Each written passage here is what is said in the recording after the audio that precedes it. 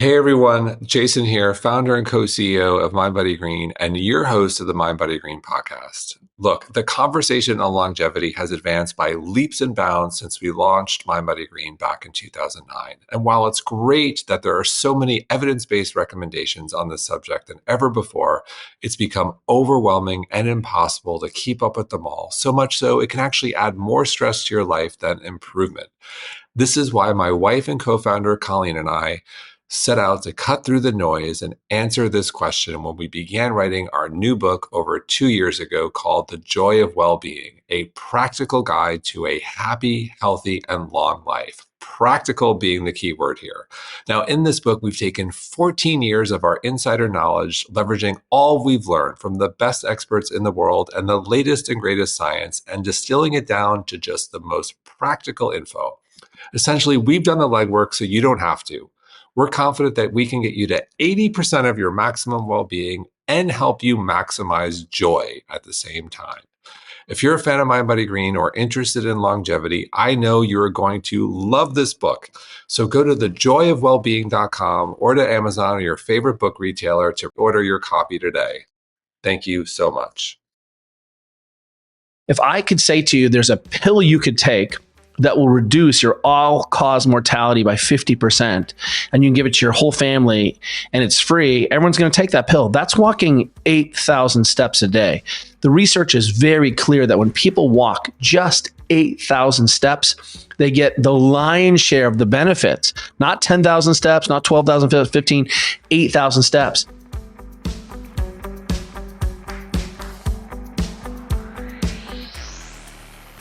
Hey everyone, I've said this before, but if you're over 65, there's a 1 in 4 chance that you'll fall. And if you fall once, you are twice as likely to fall again. And if you fall and break your hip, there is a 30 to 40% chance you'll die within a year. And you won't necessarily die from the fall, but it's all the things that can go wrong, whether it's complications from surgery, an infection at the hospital, or being immobile and becoming depressed. Obviously, we don't want that to happen. So how do we prevent this reality and stay mobile as we age? Well, according to today's guests, Kelly and Juliet Starrett, the answer doesn't require hitting the gym. Yes, you heard me, no cardio, no strength training. Don't get me wrong, Kelly and Juliet are definitely pro-exercise, but rather than pumping iron for an hour and calling it a day, they recommend a series of simple, everyday activities that enhance your capacity for free and easy movement.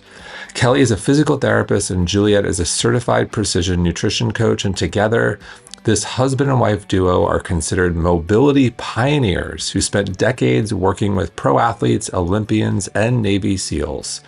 I love their latest book, Built to Move. It is an absolute must-read if you want to stay mobile as you get older. And in this episode, you'll hear all of their daily movement tips that can literally save your life. Let's do it. Kelly, Juliet, welcome. Thank you so much. Thank you.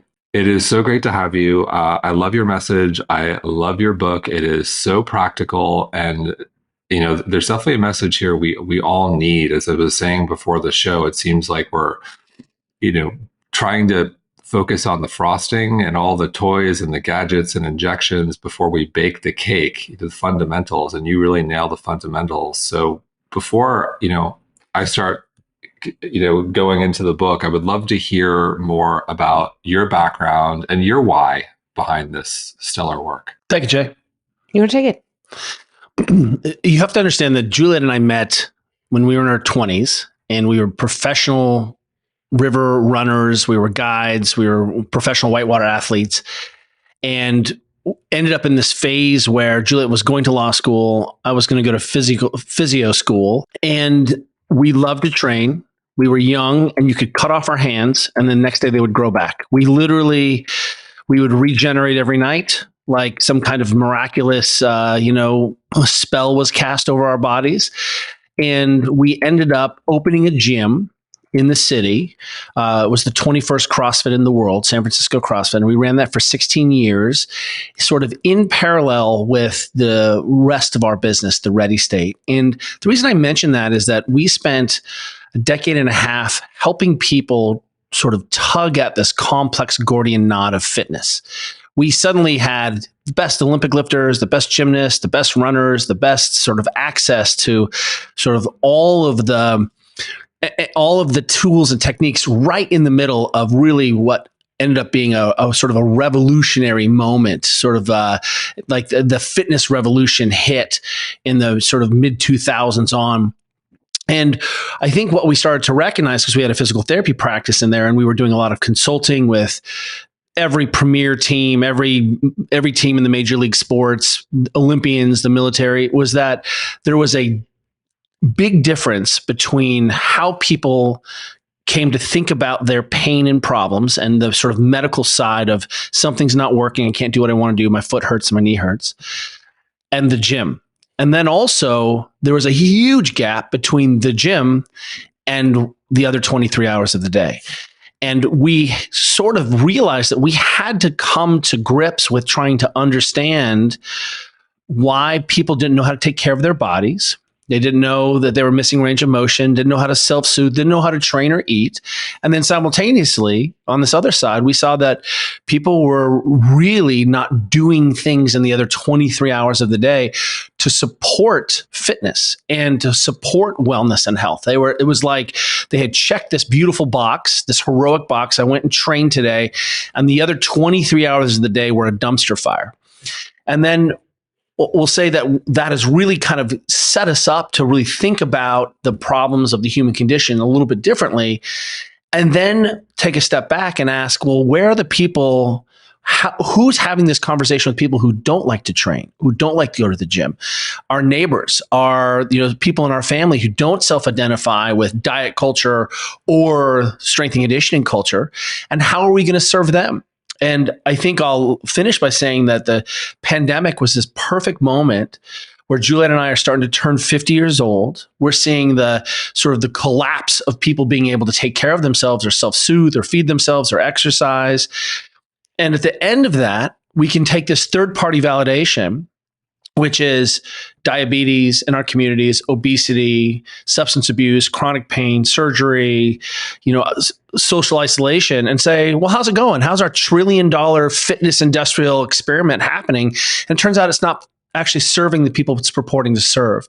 So Juliet and I have, I think, all of that swirling together gave us sort of a different perspective about the problem, and realizing that maybe we had a unique way of trying to give people the tools and tactics in their own homes, in their own households, to be able to sort of sort out this complexity that was overwhelming them. And if I could just add a couple of layers to that from my own perspective, and Kelly really did a great job there. But the other things that were and have been very influential on me is that I have been running 2 businesses for the last 20 years and raising 2 daughters. We share that in common, actually. And I've seen, especially starting in about 2012 when Instagram became huge and, fitness influencers became a thing, that there's just a fire hose of information about health, wellness, and fitness. And even though I am in this space, and this is what I do both professionally and what I enjoy doing and talking about in my free time, I felt like as a full-time working mom, there was no way that I could even begin to fit all of these things into my day. And in fact, I got really frustrated. I think one of the things that would always be really triggering for me was this whole idea of the morning routine. I felt like it was mostly childless males who were talking a lot about their morning routines, and or at least men who didn't seem to be participating in their children's mornings, I would say, because, as a working mom, there's no time to wake up in the morning and, meditate for 20 minutes and, then do a breathing practice and then have the perfect coffee followed by an ice bath and a sauna and a nice long walk and a workout, right? As a working mom, you wake up and, you're lucky to power down an espresso before you're getting people dressed and making breakfasts and lunches and trying to get people out the door. And the notion that you would have 2 hours in the morning to take care of, your morning routine is preposterous, and actually as a mom would make me mad. And I think layered upon that perspective, I started becoming really interested in nutrition in about 2015 and became certified as a precision nutrition coach. And I think that was the first time I started really thinking less about what are the right things to do, but more about how do we get people to do the things that they know in many cases, they know they need to do. And one of the things that was so influential about the course I took through precision nutrition is that the actual amount of information on nutrition, it was 18 months I was studying through the program. Nutrition was talked about for like 2 weeks because it really took this very basic principled approach that people need to be eating whole foods and, well, that was kind of it. And that really the whole course was about how do you change behavior? How do you help people figure out how to slot healthy behaviors into busy lives?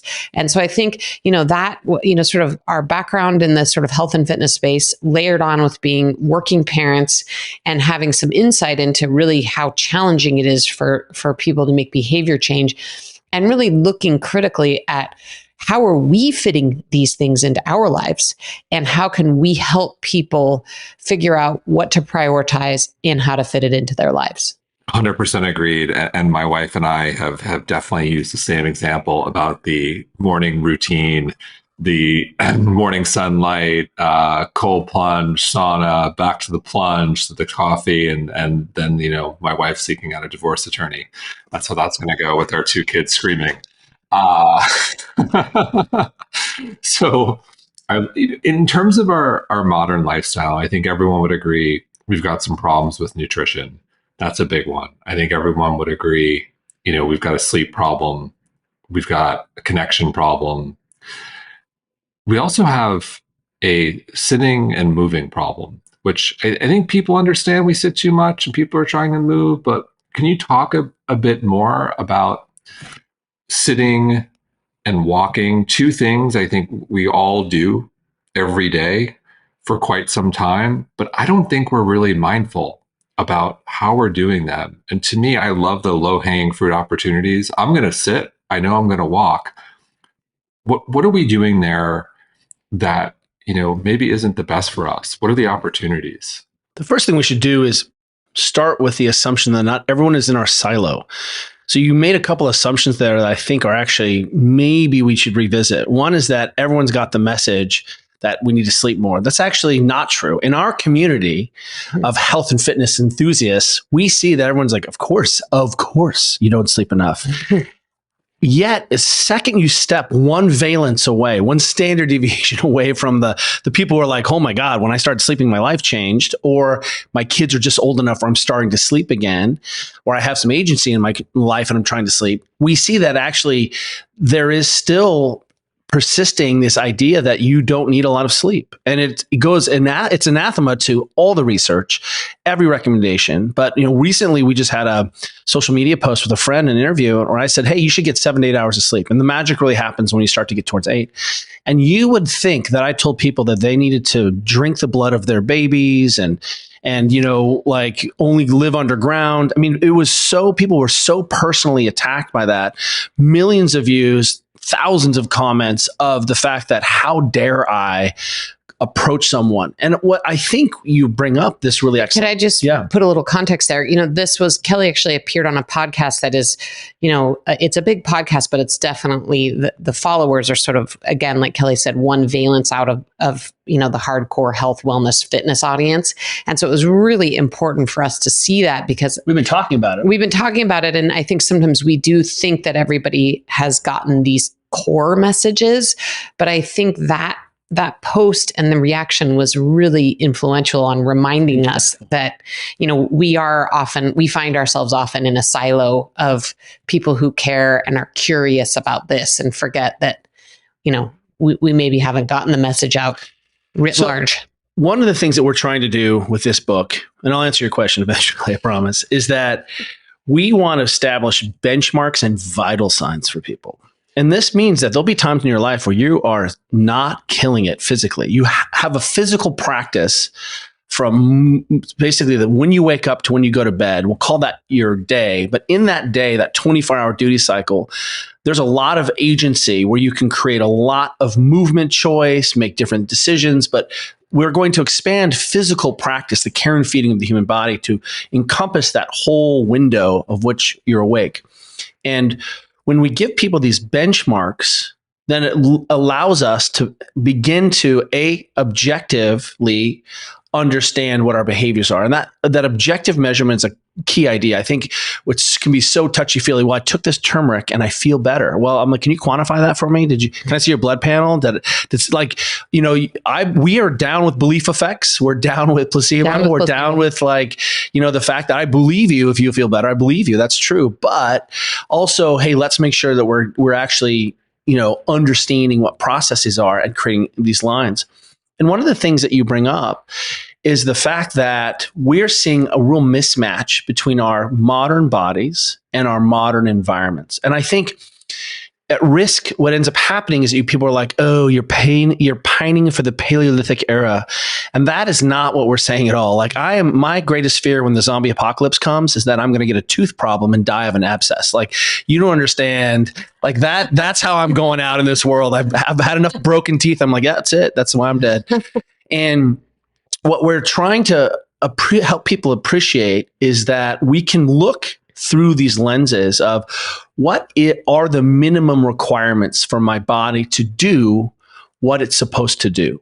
And one of the ways that we think about this is if we work with intense exercise, intense training sessions, even games, world champions, these events, we can sort of say, hey, we can ascribe what we call a session cost to those big efforts. And the next day, the session cost is, hey, decreased force production, resting heart rate, your nervous system's a little fried, you weren't as strong. We can measure those things. And always, as athletes, we're trying to minimize session cost. We're trying to adapt and to recover from these big efforts. So remove the words sport from that session cost idea. Now let's say I had a big deadline. I had a lot of stress in my life. I had my mom got sick. Someone in my family had a surgery, had a red eye. And suddenly we can say, well, there's a real session cost for this kind of stressful event. And what we're always trying to do is say, what are the care and feeding of our bodies to reduce those session costs? Now, what we can start to say is, well, let's take a step back again and look at sort of global behaviors. Well, it turns out there is a session cost when you don't move very much, that when you engage in behaviors that sort of are not how the body was intended to move, and I don't mean like there's some idealized state, but ultimately what we can begin to appreciate, because now we have data to support this, if I could say to you, there's a pill you could take that will reduce your all-cause mortality by 50%, and you can give it to your whole family, and it's free, everyone's going to take that pill. That's walking 8,000 steps a day. The research is very clear that when people walk just 8,000 steps, they get the lion's share of the benefits, not 10,000 steps, not 12,000, 15, 8,000 steps. And so what we can start to say then quickly is, how are my behaviors working towards me needing to move my body? And so we get away from this conversation that sitting is bad and standing is good to, how do I encourage more movement in the day so that I can sort of reap the benefit of all of this movement, which is protective in so many ways. And then we can get deep into the weeds on why and how and other things and aspects of this. But when we, again, take that first high level view, it allows us to really begin to ask ourselves, well, if this is important, how am I going to fit it in? And where do I do it? And what behaviors am I engaging in that's keeping my body from doing what it's supposed to do? Also, our brains and bodies are designed to move. And I think one of the things we've gotten wrong, especially those of us in the fitness space, is tell people that their 1 hour of exercise a day checks their box of movement and of overall health. We have a lot of people who, do what feels heroic. I mean, 3 or 4 days a week. We owned a CrossFit gym, and I can tell you that, when you go into CrossFit 3 or 4 days a week and do 50 pull-ups and Olympic lifts and, move your body in all the ways that are required in a CrossFit class, number one, you're tired afterwards. And number two, you feel heroic. You feel as though, and you should feel heroic. You feel as though you have, moved your body in all sorts of different planes and ways and touched all of these different corners. And the problem there, though, is that we've told people that that's the sum total of the movement they need to get in their lives. It's, 3 or 4 days a week of cardio and 2 days of strength training a week. And that sort of checks the movement box. And it turns out to be not enough total movement in the day. And, we can talk ad nauseum and probably will about how much we're obsessed with walking. Kelly touched on it a little bit, but I'll start by saying that the research is becoming clear that the difference between people who have a lifetime of challenge with their weight versus a lifetime of controlled weight is not actually that 1 hour session in the gym. It's the total amount of movement. And so many people I think we've sent people the message that you've got to exercise, and they're doing it. They're following our recommendations, and then now are understanding, wait, okay, this isn't actually working. And I'll just tell a quick story. Kelly and I were out for a mountain bike ride this morning, and whenever we're out on trails and stop and talk to people who are out there biking or hiking, and we run into anyone who looks older, I have this maybe bad habit of chatting them up and saying, hey, what are you doing way up here, 8 miles from the trailhead, and what's your secret? And we ran into a guy this morning who told us it was his 80th birthday today. And I said, what's your secret? Like, we're 8 miles up on a trailhead here. Kelly and I biked here and you're hiking. What's the secret? And he said, my secret is I walk 3,000 miles a year. I walk 6 miles a day. That's my secret. And I can tell you that I ask a lot of other people out. And again, this isn't science, but people that I run into that are older. Everyone I ask, what's your secret? Why are you still here? Why are you still out here on this trailhead? They say, I just have kept moving. And those people, because it's a generational difference, those people didn't go to Orange Theory. That guy I ran into on the trail probably never went to the gym once in his life. But what he did do is he moved his body, and a lot. I absolutely love it. I think walking is the most underrated practice. It's something I love. Walking is bliss for me. If I don't get my 10,000 plus steps, I am not a happy camper. I love that it's free. I love that the science is in a place where it's just undeniable, whether it's, cardiovascular disease, cognitive health, you name it. I do want to spend what I think is interesting is it's clear walking has all these great benefits, but how do we optimize walking in terms of, one, timing? Is it better to walk for one long walk in the morning and another walk in the evening, or is it better to move all day long? Is it better to move at different speeds? With mobility and stability in mind, how should we try to position ourselves so we're walking in a way that we get the most benefit? So I'll pause there. I just want to go a little micro on walking and how we should, obviously the memo is get more steps, walk. But if we have a health forward audience, how do we focus in on that? So first of all, let's make sure that people are actually getting the steps that they're purporting to get. And it's easy to suddenly get into the weeds on how are you going to integrate that breath practice into your walking? How do you access your neuroplasticity? All the wonderful things. So walking, yes or no? It's a useful model to understand that if your sewage system of your body is bootstrapped into your movement system. So if you haven't heard of your sewage system, that's called your lymphatic system. So your body makes 3 to 4 liters of lymph a day. It's pulling down all the old broken down cells that are normally turned over, all the proteins, all the waste products, the things that can't go out into your blood are all shuttled into your lymphatics. And that is why when you sit on an airplane for a long period of time, you don't move, you get cankles, right? So you get this swelling in your ankle. That's a backup of your sewage in your ankles. That's from just not moving enough. And one of the things that is useful then in thinking is that, the way to move that normal waste through my body is muscle contraction. That's how it's driven. In fact, some people even call the calf the second heart because it holds so much blood and is such a large pumping mechanism for the rest of the system. Well, it's weird that the calves are somehow related to walking, and that it turns out walking is the best way and easiest way to decongest. So if you want to recover from your workout more effectively, we recommend more walking. If you want to prepare yourself for more working out quickly at lunch, get in some steps early.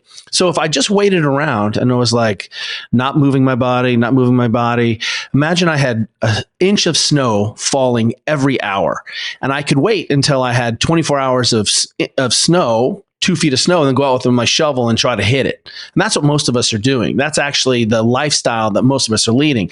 We're sitting, smash it, sit.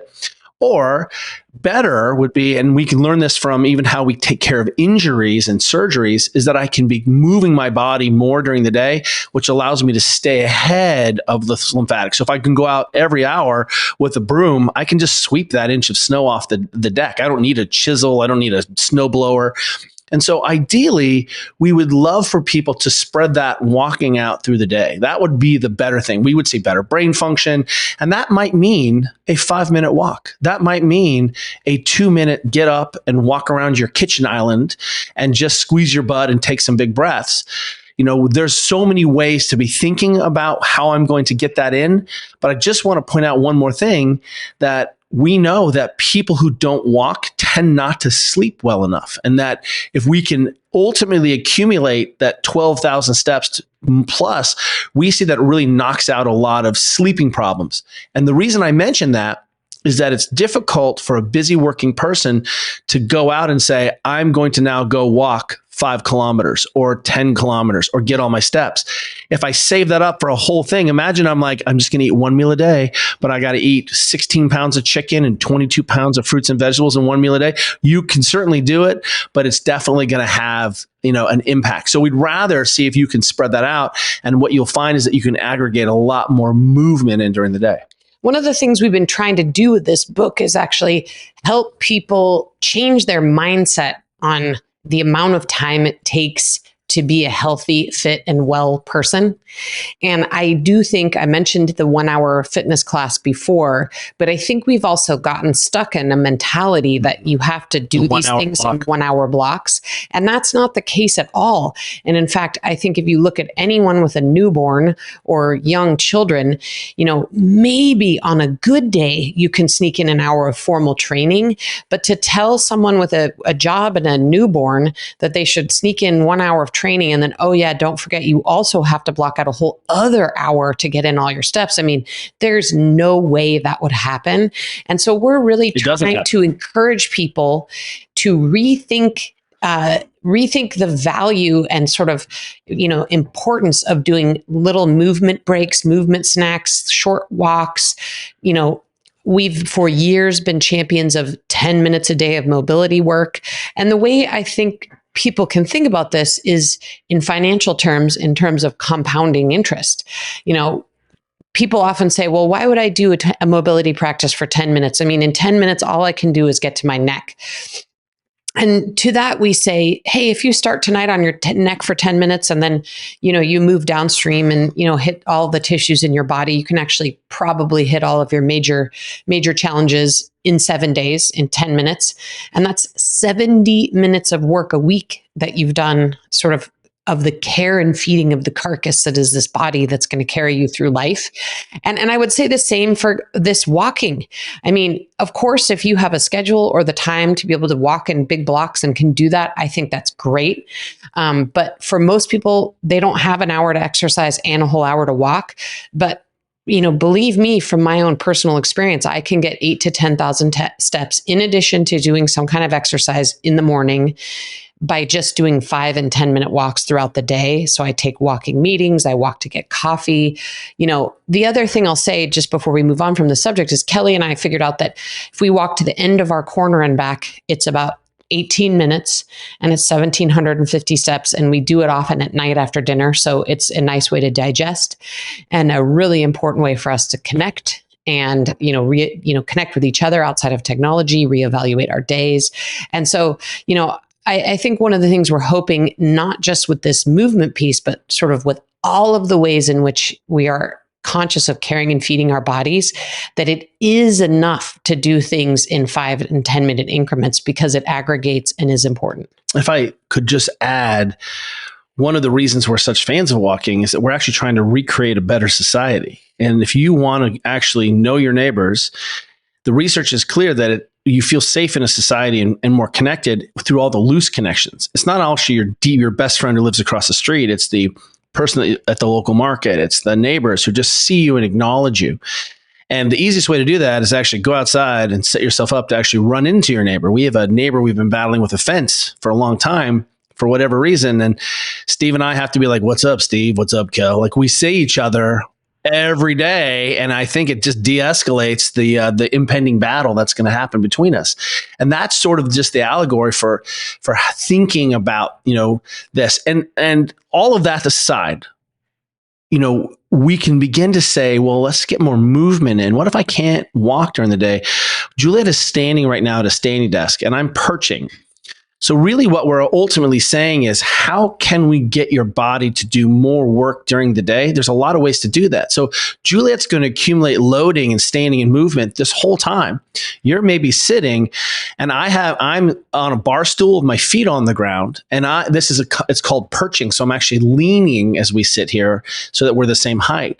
But suddenly that all counts. We did a little calculator a long time ago where if Juliet just does this thing, she can perch, she fidgets, she can put her foot up on something, she can dance around. She burns an additional 100,000 calories a year.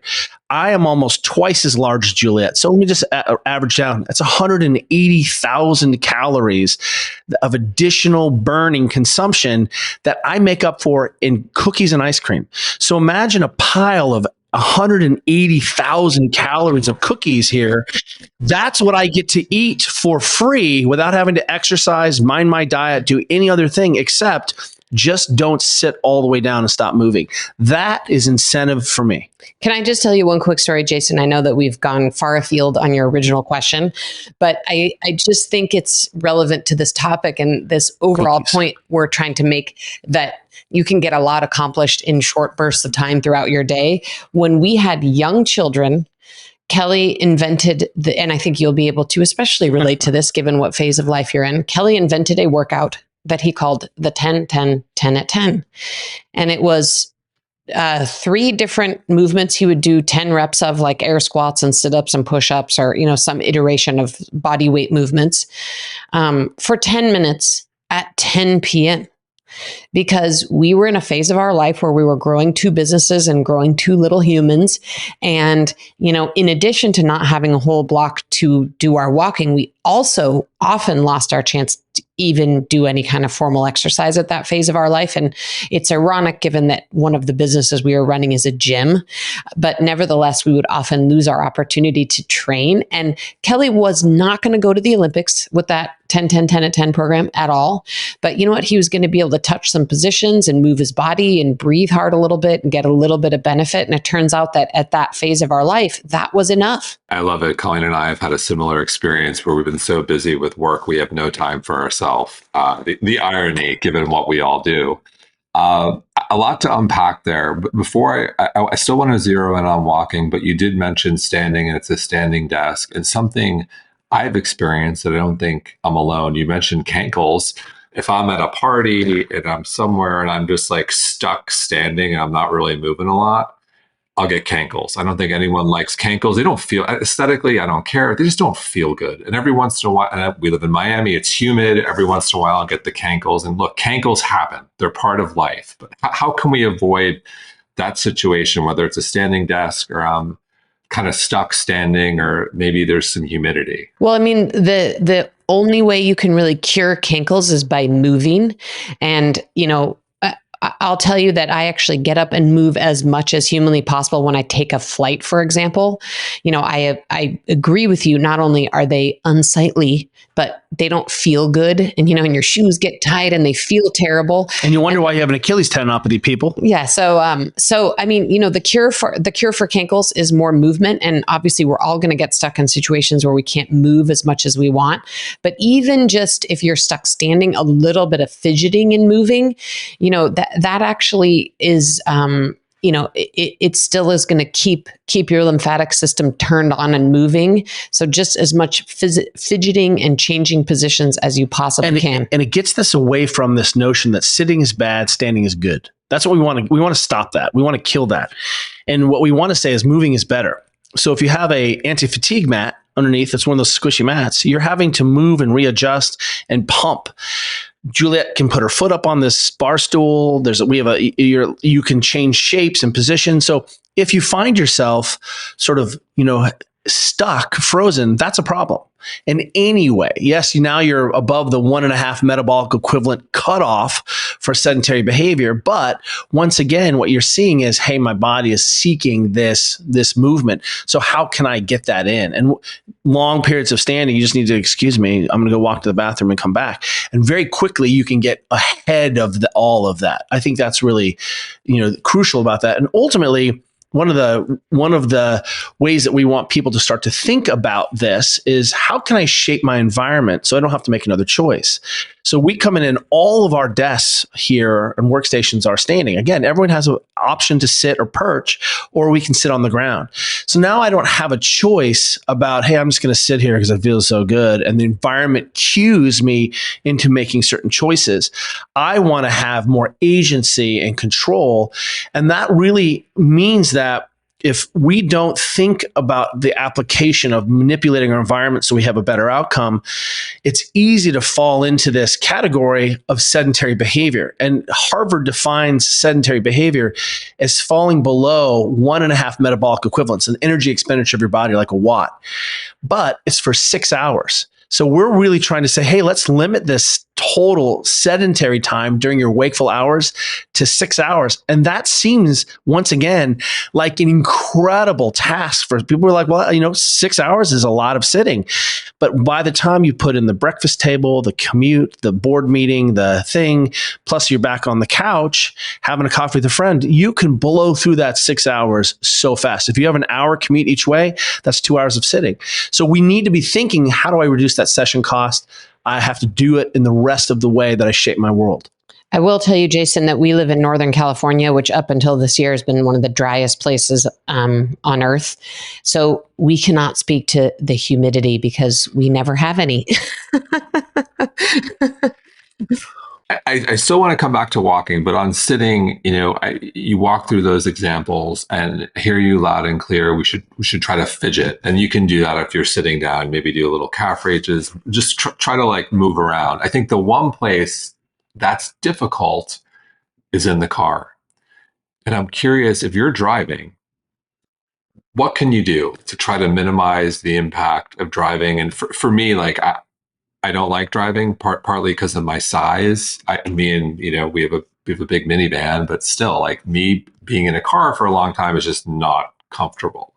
A lot of people have to commute. It's a reality. How can they make that easier? How can they make that work for them a little bit better? Well, I would say I'll be honest, there's not a ton you can do while you're actually driving. I mean, unless you're worried about having a DVT, a deep fibrosis, you don't really need to squeeze your butt. Yeah, we certainly, if we're going on long road trips, we actually bring some mobility tools and we bring a percussion device, and, we'll be working with that while we're doing long road trips. But if we're just talking about our, day-to-day, week-to-week commutes or shorter drives, the way, again, we like to think about that is that, there's going to be a session cost. And so you might need to do some care and feeding of your body after the fact to sort of manage that session cost. Let me give you an example. We work with plenty of people who have to sit for their job. Yeah, police, fire, military. So in this situation, It was a really excellent Black Hawk helicopter pilot friend of ours who said, hey, I'm super tall. I have to wear the head vision gear. The cockpit set up for someone who's like 5'8". He says, how do I manage this? And we showed him just a couple things he could do when he got home and out of the helicopter that just helped restore his range of motion and just sort of, again, reduce the session cost. Instead of only looking at the physiology, we can start to ask, well, what are the implications of all this sitting? Well, it turns out if my knee is, in your situation, is above your pelvis because you're so tall in these average chairs, you're going to be deficient in hip extension. So we need to spend some time doing some isometrics in hip extension, mobilizing hip extension, making sure that, walking, that's hip extension. What Kelly's saying is that you need to become good friends with this thing called the couch stretch, which is a test in our book, but it's one of the ways to, we think of it as the antidote to sitting, right? If you think that your hips are in flexion when you're sitting and stuck sitting in a chair or, in your van all the time. the goal is to actually, put some work in after the fact of the sitting.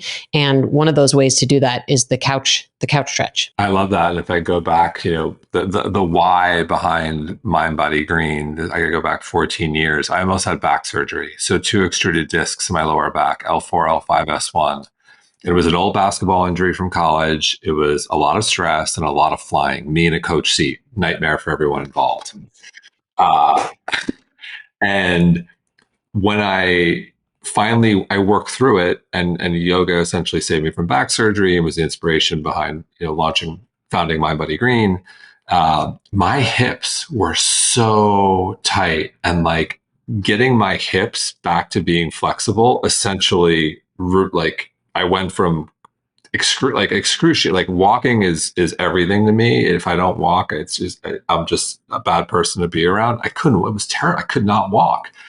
And all of that stress, all of that, I was so inflexible in my hips. And once I worked that out with my hips, my back just, boom, gone, realigned. Yeah. There we go. So, Kelly is one of the most sought after physical therapists in the world. And I think maybe people, think that when they come to see him, he's going to like clap his hands and have some, extremely Mr. Miyagi level special program he's going to, give to people. And it turns out when people come see him for low back pain, he focuses on 3 things, which are very basic, many of which people could work on, on their own, on their living room floor in their home. And that is, he teaches them how to breathe. He prescribes more walking, and he teaches them how to mobilize their hips. And I think that's, a connection that we've been trying to make for years between actually being able to move freely in your joints and having your full range of motion, and, maybe making the connection that, the reason you feel stiff or even have pain might be because you're lacking basic or native range of motion in your body. And it's why we split this book up into sort of 2 categories. We've been talking generally about sort of health practices, physical practices. We could say physical vital sign like sleep, nutrition is part of there, moving. The other half of the book is about establishing benchmarks and vital signs around movement, not strength, but range of motion. And more important, the application of range of motion to actual movements themselves. Because when you come to me, we just had a friend's child who is a freshman in high school, superstar baseball player, tweaked his back swinging a bat, and couldn't swing a bat for 3 months, had a little episode again. And when I saw him, I said, hey, is your back hurting? And he's like, no. And I said, great. So why are we here? And he's like, because I don't ever want to happen again. I'm like, okay. So guess what? This kid is completely deficient in anything that rhymes with hip extension. Can't get into a lunge position and hold that lunge with his butt on. Can't get into the couch stretch. And by the way, the 3 things that I gave him are the 3 things in this book. So around assessing hip extension and restoring your ability to take your leg behind you like a really fast walk. So as we've talked about walking a little bit, well, now we're actually talking about having the components to walk. Do I have the ability to take my limb through its full range and native and normal range of motion? And one of the problems with living in this little tiny movement bubble where I don't really expose my tissues to what they're capable of. I'm not even talking about exercise. I'm just saying moving. Imagine if I just didn't flex my elbow for the whole day. And at the end of the day, I'm like, flex your elbow. And you're like, oh, it's so stiff. You would be so stiff if you kept your elbows at 90 degrees all day long. Let's do this. You're not allowed to bend your elbow. At the end of the day, when you go to straighten your elbow out, you're going to feel like 100 years old. That's your hip. That's what's going on with your knees. That's what's happening with your shoulders when you put your arms over your head. So the body and the brain are very much use it or lose it. The problem is, and we oftentimes don't have physical practices that allow us to touch some of these shapes. We think sitting on the ground, we should talk about is a foundational practice that allows you to explore some of these positions and shapes every day while you're watching TV. Turns out you do a lot of ground sitting and mobilization and positioning in yoga, for example. And yoga and Pilates are 2 practices that enable people. You could actually think of those as sports. I do yoga, that's a sport. And what we oftentimes realize is that sport is asking of you to do stand on one leg, take some big breaths in some weird positions, generate and expose yourself to these positions and shapes. It turns out that just sometimes doing a sport alone isn't enough. You might need to mobilize, you might need to strength train to become better at the sport, but that sport is pretty complete when it comes to at least asking you to do what your body should be able to do. My hip has to go in extension. It has to go in flexion. I have to round my back and extend my back. I have to rotate and turn my head. Oftentimes we can go weeks and weeks and weeks without ever touching those positions. Then I go play pickleball and I wonder why the system doesn't work. Well, and one of the things we've been trying to do our entire professional lives is get people to care about their range of motion, which is no small task. Let me just tell you, there's tens of dollars in this. There's tens of dollars in this. It's the worst business ever. And, I'll tell you, most people find us and, sort of realize the importance of it only after they've been injured and are no longer able to do the things they like to do with their body. But, one way that I hope people can start to think about this and hope people can start to care about their range of motion is, first of all, you mentioned the back pain issue and the pain issue. I think people often don't make a connection between their feelings of stiffness and potentially even pain and range of motion. So that's number one. But the second point I'd like to make is that, if you think of your physical capacity as a wide hallway, and within that wide hallway, and we're not talking about your VO2 max in the hallway. When you're 21 years old, your hallway is so wide. You can jump on a mountain bike or pick up a new sport or new activity, and you're not worried about falling or hurting yourself or getting injured or feeling stiff. You just have this wide open hallway. And I think what we all start to see as we age is that the hallway starts to narrow a little bit. Whether that's you can't run anymore because you hurt your knee, or you've lost some of your balance. It's a variety of things, but the goal for all of us is to keep that hallway as wide open as movement possible. Choice. To have movement choice, because it turns out that people want to continue to be able to do the things they want to do physically for as long as they can.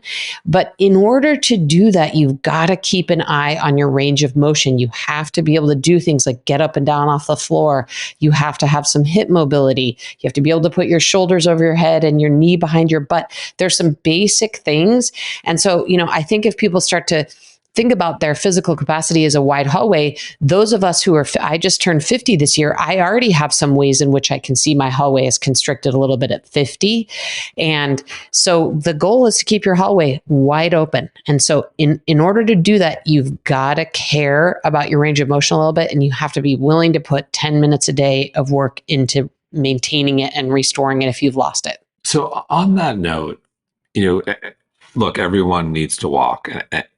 But how do we know if we're walking in a way that is going to yield the most health benefits in the long term? Like, what should that feel like as we think about range of motion, stability, assuming we're pain-free, we don't have, skeletal issues. What should walking feel like? What should we try to focus on? We already said that the first practice is to start walking. Then you can start to dress this thing up. You can walk quickly. You can walk up hills.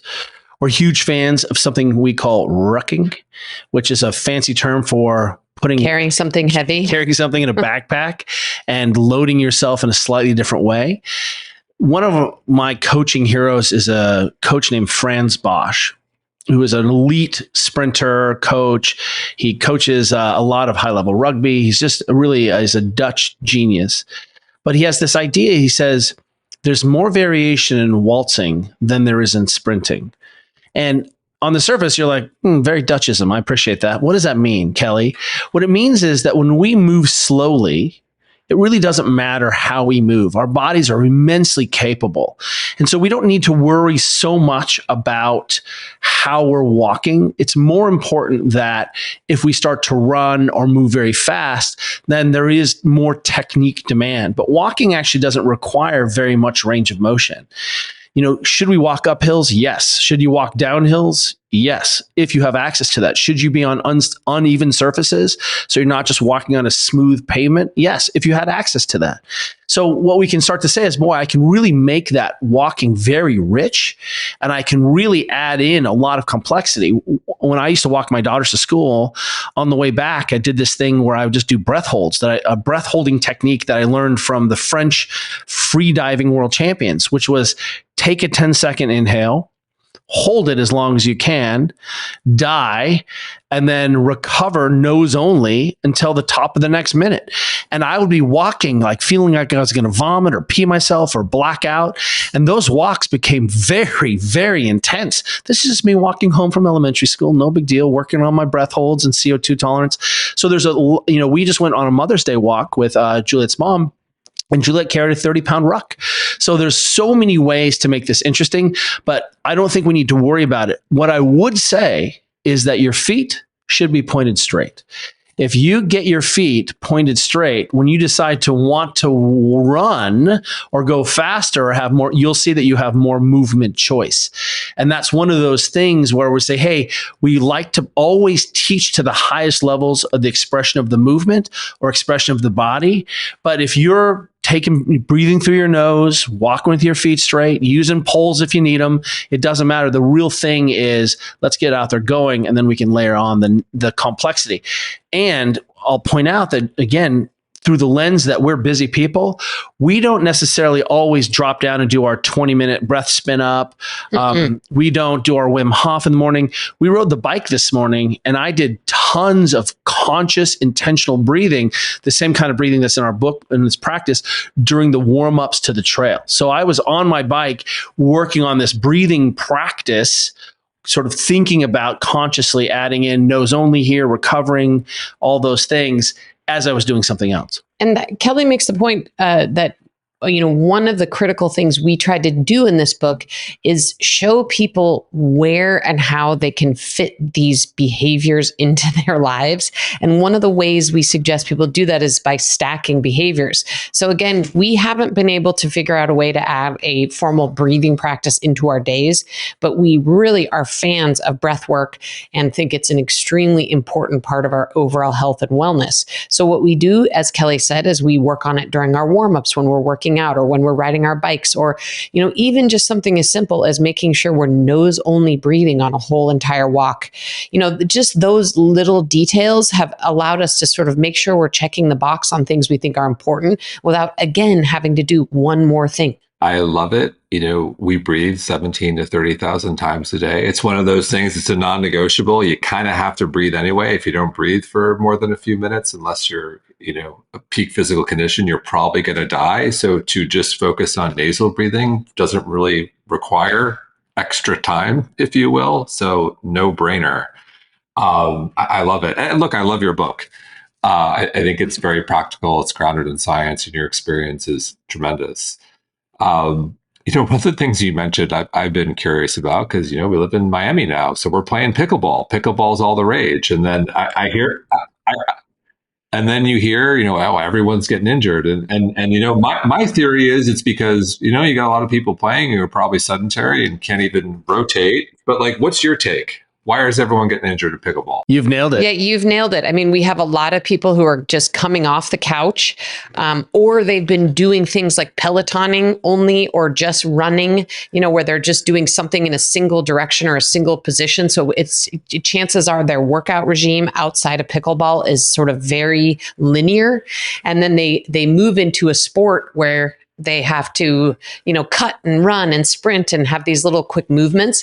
And, oftentimes, again, even if they have some kind of other exercise practice, they're probably doing it straight off the couch. And speed kills. And likely most of those people have not, found the religion of spending 10 minutes a night working on their soft tissue and their mobility so that they're actually prepared to play a sport like pickleball. And if we took a physical therapy view, suddenly we're like, hey, You don't eat enough protein. There's no micronutrients. Your collagen sucks. You have poor material. You slept 4 hours last night. Right? Your body can't handle the loads and change in directions. Then we can look at your behavior. Well, how have you prepared do you even jump rope? No. So you just thought you'd lunge and cut at high speeds for 3 hours and you hope that would work out? Well, I did it when I was 17. There it is. You know who never gets injured playing pickleball? All the adults who are in those small soccer pickup games everywhere, and there's so much lateral movement cutting. You know who doesn't get injured in pickleball? People who play tennis. And really, we start to see that there is poor on-ramping, poor exposure. If we just take the average adult and have them run a suicide, a little gasser on a tennis court, they die. They can't even change direction. So I'm like, okay, those are the components to this sport, but we've sold it as, and this is our fault. This is our industry. Go outside and play, right? And oh no, all you did was you did your 1 hour of elliptical, and you thought that was going to prepare and load your tissues. It wasn't. So, yeah, the founder of CrossFit said a long time ago, you fail at the margins of your experience. What we should be thinking then is, I had a little tweak. I wonder what my physical practice needs to look like. I told you, one of my greatest fears, which I've never even mentioned before, dying of an abscessed tooth. Like, I think that's really, but my other biggest fear as a physical therapist is I'm going to tear my Achilles. And every physical therapist who hears that is like, oh yeah, that's real. Because what we know is, man, if you tear this Achilles, it's the strongest, biggest tendon in your body. That is a pain in the ass, and it's easy to go fast. I now jump rope every day because I am trying to make sure that I am springy and I'm maintaining my springiness, and I'm loading my feet in a whole bunch of different ways during my warm up to do something else. I was going to ask you that about specifically because as an ex-basketball player, the Achilles was like the injury that and I think we've gotten better there. Athletes have recovered, but that was one you always dread. And as I think about, pickleball and just running around, that's the one I'm always like, I just don't want this to happen. I think it's very hard to come back from. With that said, you mentioned jumping rope. I do want to spend time on jumping rope, but what are the things we can do if we're active to, obviously being responsible and don't do anything, big umbrella statement, don't do anything stupid, but avoid an Achilles injury? We've hinted at a ton. One is making sure that your feet are strong. And the best way to load your feet is to use them a lot. And that means walk, and even walk barefoot, but let's actually get you loading and decongesting your feet. Second, are you sleeping? There is a direct correlation to the amount of sleep you have and the likelihood of you being injured, whether it's decreased motor control or increased cortisol or whatever the mechanism is that you care about. Turns out sleep and injury go hand in hand together. Whether if you're a man in his 40s and 50s who doesn't sleep and drinks a bunch of alcohol and is super stressed, well, let's go ahead and cut you in half and look at your testosterone and look at your growth hormone and look at all these other factors. And you haven't eaten any collagen or anything that rhymes with that. You don't even get enough protein. You've set yourself up to have tissues that are not going to be as robust, especially as we already hinted. Especially at speed. At speed. That speed is that factor. So we want to make sure there's a reason that the Russians have an old saying, when you stop jumping, you start dying. It's because the springiness has to be maintained. You can be a power lifter your entire life because it's slow motion lifting. You cannot be an Olympic lifter your whole life unless you work on that speed component and maintain it. So we can really start to ask, what are we going to do there? Then we can say, well, do you have access to your range of motion? Because if you don't have ankle range of motion, because you don't ever squat all the way down, you don't ever use your ankles in a full way, then when you have to come at that ankle range of motion with speed, you're going to solve that problem by collapsing your foot and going around the issue. And now your Achilles is pulling off axis. It doesn't work like an Achilles. You're asking to work like a demi Achilles. If we look at where Kobe tore his Achilles, it was on a step back where he's stepping back. That's loading your Achilles and heel cord in Warrior 2. That's what that is, or Warrior 1. And what you see is, man, there's a reason we have to put that Achilles under load when the leg is straight and we're in a lunge position. That's downward dog. If you can't downward dog and aren't downward dogging, that's a good indicator that you don't have enough Achilles to take that sprint. Interesting. You're bringing me back to my basketball days, springiness, suicides, gassers, nightmares. So But something I remember doing. So when I was 17, I had a third degree ankle sprain. It was brutal, worse than a break, and I came back too early. Regret it. But I remember like doing the alphabet to this day, like range of motion, alphabet, A, B, C. Such a dumb waste of time. Really? So I got to show you my ankle. You'll look at it and say, yeah. Hey, look, it's not a dumb waste of time if you've just had a trauma and I need you to move your ankle in a whole bunch of ways, right? That's what it is. That's babysitting. But is that helpful for mitigating risk for like the? No, that's a low level rehab exercise. Interesting. So it doesn't help at all rotating the ankle, like getting. Oh yeah, that helps. But do that while you're jump roping or doing yoga or something else, right? Not when your foot is with not loaded. You're not even loading the foot in that position, so you're not even giving context to the tissues that need to be loaded. And so on that note, I do want to spend. We have a lot of people who practice yoga. You mentioned down dog. Can we focus on that for a moment to like? What should we be looking for where we're doing down dog? Well, we want you to know we snuck in down dog into the book. So if you're sitting on the ground, which we want everyone to do for 30 minutes tonight, when you get home, when you're watching TV and chilling, we want you to sit on the ground and you're long sitting, that's down dog. We've just removed the arm position out of down dog. But then we also have this thing called the wall hang, because we are obsessed with you going overhead. And down dog basically takes two, what we call archetypes, two fundamental positions of the body, long sit or hinge, and having your arms over your head. There's a reason why those things are coupled together, because the average person is terrible at putting their arms over their head and terrible at maintaining that long sit position. And third aspect of down dog, which is so amazing, is that people get in that position and they're holding their breath. We need you to tell your brain that these positions are so valuable. We're going to spend a long time there and take big breaths there. One of the easiest ways to restore what your body is able to do is to get into a position you are valuing or trying to restore and make sure you can access your breath in that position. Nerves are king of the breath is king of the brain. And if you can't breathe in a position, you don't own that position. So that's what's so powerful about spending some time. You could spend time in downward dog every day for the rest of your life and only be better for it. And also you mentioned jumping rope. I'm a huge fan of jumping rope.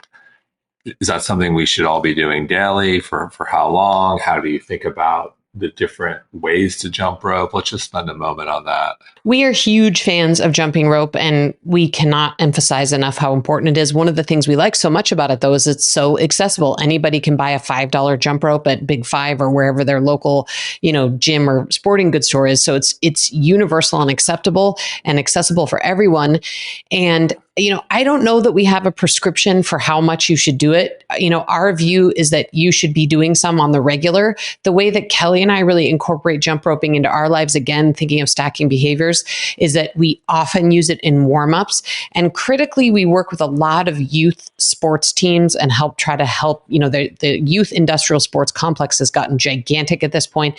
And often youth coaches are really good at coaching their specific sport, but, often don't have a lot of support and education on the peripheral things like how to warm kids up and, how to make sure kids are touching all these positions before they get, into doing things at speed and, in serious competition. But one of the ways that we recommend every youth sports team warm up is with a jump rope.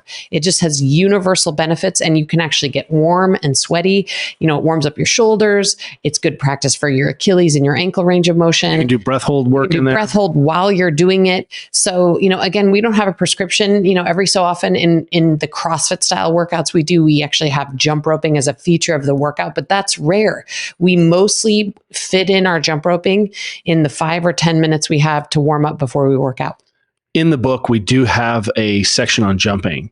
And for people who can't jump or have family members who can't jump, you can hold onto a sink or a counter and you can just bounce. Just stay on your toes, but just have your heels cup and bounce. And it turns out, wait for it, not only do we get a lot of arousal for the brain. It's a quick way to wake up, but also moves your organs around. By the way, you're supposed to do that. It gets your liver to bounce. It gets all these tissues in your trunk to move. It moves all the lymphatics. It's really important for digestion to be it's one of the things we're supposed to get for walking is we're getting this organ mass complex in our viscera to move a little bit.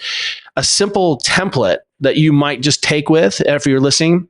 We want 200 single jumps, toes together. You should be able to squeeze your butt. You don't have to squeeze your butt. You should be able to squeeze your butt.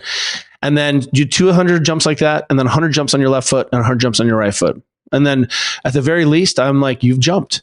And I'll tell you what, I bet you can't do 100 jumps on your right foot, 100 jumps on your left foot. I think you're going to be weak sauce, and you're going to be surprised that that's what I ask all my 12-year-olds to do. I started jumping rope again about 6 months ago. It was like 25 years, long time. And wow. Your rope is 19 feet long, so it's a big deal. I had to get an extra long rope and the whole thing, for me, it's a little bit more challenging, but like, wow, I forgot, like, this is a workout. This really is. Well, it shouldn't be a workout. It can be. It was, but it's if you're going fast. We have people, we get real tight and do quick jumps. We do long jumps. It gives us context for jumping, and it gives us a lot of coordination training. It allows everyone to know where straight up is, which I think is really important. And the jumping landing mechanic really teaches us to jump and land with our full foot and use that full available energy to spring. It's one of those systems that, I saw some really technical research that a lot of the bone density signaling that we get happens quickly in like 5 or 10 minutes. The first sort of all the calling that we're going to get from bone density has already happened. So it would be great if we had lots of little exposures of that bone density. And it turns out jumping rope is one of the best ways you can fire up all the mechanisms of bone density, not walking, but jumping. It's also a component of having a durable body. And I think we, haven't had a chance to talk about why we're obsessed with what a durable body means versus longevity. And I suspect you'd agree with us that we don't really care how long we live. But we do care that for as long as we're alive, we have as much physical and mental capacity as we can possibly have. But Kelly and I have no desire to live to 100 if the last 10 years of our life are in bed in a skilled nursing facility. And, among all the other things we've talked about, jumping is a fundamental skill and one of the ways to make sure you have a durable body as you age. 100% agreed. And I would add, and you got to have fun too. You want to have fun when you're 100 too. You gotta have fun. I mean, I think that's another important thing that, you bring up, and why jump roping is also important is, we have sort of lost this narrative about the importance of play. And it's one of the reasons, actually, back to pickleball, why I think it's so important and awesome that it's become so popular. Because I think for years we sent people into the gym and onto their Pelotons, and, it was lonely and austere and not very exciting and wasn't playful or fun at all. And so anytime we can add in anything that, both helps our body be durable and is playful and fun is like a gigantic win for, humans, I think. I love it. I agree. In closing, I'm curious if you have a view in terms of our focus as we age by decade. Are there certain things in our 20s maybe pay more attention to, and then our 30s, 40s, 50s, 60s, and so on? Like, as we evolve, as we age, like, are there certain practices, modalities, or things we should focus on, or more or less the same? The things that we give in this book are the same conversations we have with our elite athletes, world champions. I'm talking about the most famous athletes you've ever heard of. These are the conversations we have so they don't miss the basics. We try to really illuminate blind spots for this athletic population. So if you're a 23-year-old world champion, this is our foundation template that you're getting here. You're not getting some stripped down, watered down thing. Are you moving? Are you sleeping? What are your range of motion minimums? How are those things changing? As you age, the first way that I would look at it is you have less tolerance for silly bullshit. You probably can't drink as much as you'd like to drink. You have to sleep more. Your body will not respond. You have to become a person who eats like an adult, where you eat real food. You don't eat like a spoiled teenager who's having a tantrum. You can't do that and expect the same things to happen. Physically, though, the only thing I would say, because muscles and tissues are like obedient dogs, is that you probably won't be able to handle as high a volume and be able to recover as quickly. You may have to pull some of the speed components out to your lifting. So instead of push pressing, you're pressing. You have to just slow. Instead of a dynamic kipping pull-up, you win strict pull-ups. Instead of power cleans, you're getting front squats. So we pull out some of the speed components, which allow us to manage our range of motion and sort of give honor to our tissues. But on the whole, the only thing that happens, generally, the only thing that needs to change is that these things that are nice to have become must have. I would add that in my view, having muscle on your body is like the equivalent of like taping gold bars all over your body as you age. And having Check muscle out the mass gold on is this so girl. important. And, as someone in their 50s and, going into my 60s and understanding what the science is about, age-related muscle loss, I would say for anyone in their 20s and 30s, and especially women, because we haven't really valued this for body composition reasons and otherwise, that strength training is strength and resistance training in our 20s and 30s and 40s is mission critical. And for any women who are approaching in or postmenopausal, having muscle mass and strength training is especially critical. So, in addition to the things Kelly said, I would say keep an eye on your muscle mass and your strength training and treat it like it is literally gold. That we see a generation of particular women athletes who've been endurance based, and they use that for a whole lot of reasons. Really good at it, but also help them cope with all of the weird societal pressures to look a certain way. And suddenly the thing doesn't work very well anymore. Is that we're seeing decreases in bone density, potentially not a lot of muscle to be had in those long, slow aerobic efforts, And so we really have to say, well, what are the essential ways to do that? So just, recognizing that it's complex, because a lot of times people are exercising to look a certain way. And I think that's value. And I totally respect that and understand that. But that is not the same thing as saying, this is the practice that allows me to become the most durable person as I age. 100% agreed. It's something that Colleen and I talk a lot about. There's that crazy statistic, I know, for over 65, there's a 1 in 4 chance you fall. If you fall once, you're twice as likely to fall again. If you fall and break your hip, there's a 30 to 40% chance you die. And it's not because necessarily breaking the hip. It's, the complications from surgery, the infection, the depression from being immobile. And, what do you want? You want the mobility and the stability. So maybe you don't fall, or you can break your fall. And then 2, you want the armor, you want the muscle mass. It is. You want to be able to take the hit, right? You want to have the hits are coming. Yeah. And the durable body is, one that has as much range of motion as it can have and as much muscle mass as it can have. And that's a durable body. Everyone who's listening, the number one reason that people under 65 end up in ERs is falls. So the reason people end up in ERs in the first place is falls. The reason it kills us is that we can't take the falls anymore. So it's not like we stop falling.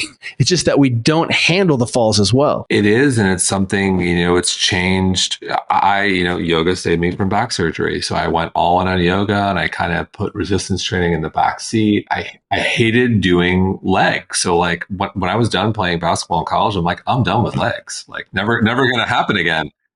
And then I've shared this before on the show. I had this like funny moment about a year ago, and I noticed I lost a little weight. I'm like, I don't get it. Like everything feels the same. And I looked in the mirror and I'm like, oh my God, I got old white man's ass. I'm losing my butt. I'm 48. It's happening. And I'm like, oh yeah, no, duh. I haven't done legs in 25 years. I walk a lot, but like I started to do legs again. It's coming back, and it was very real. Sarcopenia. If you make it to your 80s, like you're that lucky, half the population is living with it.